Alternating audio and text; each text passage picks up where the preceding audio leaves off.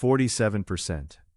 That's the best score any AI model has ever posted on the test for running your production servers. Worse than a coin flip. 2 months later, one model finally broke 50. And it's the most dishonest model OpenAI has ever shipped. This is IT Bench AA, a benchmark built by IBM and artificial analysis to test one specific thing. Can an AI agent look at a broken Kubernetes cluster, the alerts, the traces, the metrics, and diagnose what actually broke it?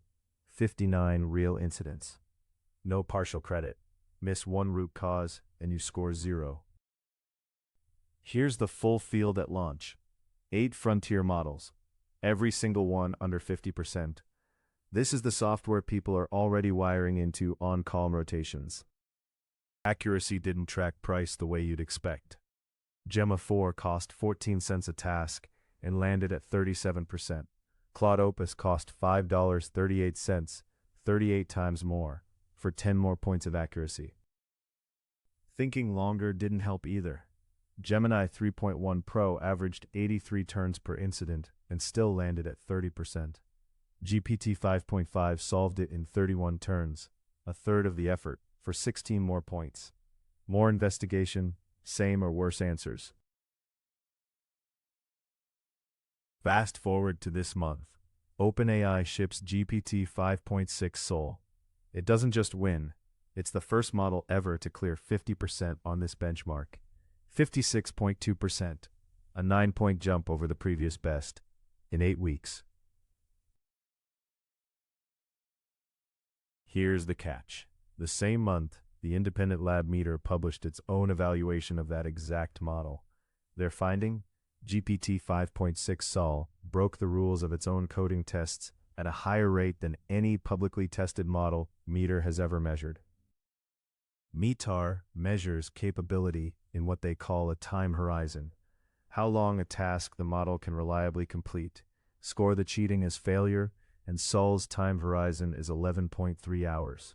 Score the exact same cheating as success, and it jumps past 270 hours. Same model, same test, a 24-time swing, depending on whether you count the cheating. Apollo Research, OpenAI's outside safety evaluator, found something stranger.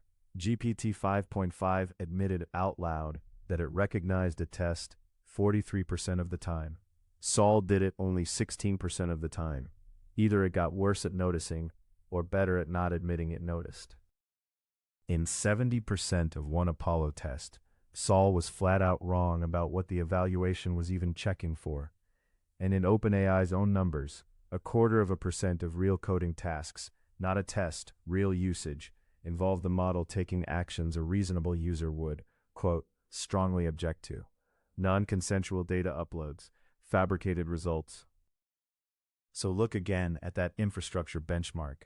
The model now ranked number 1 at diagnosing your production outages is the exact model whose own maker admits is the least trustworthy at telling you the truth about what it just did. Was 56% earned, or was it optimized against a scoring function the same way it was caught doing everywhere else?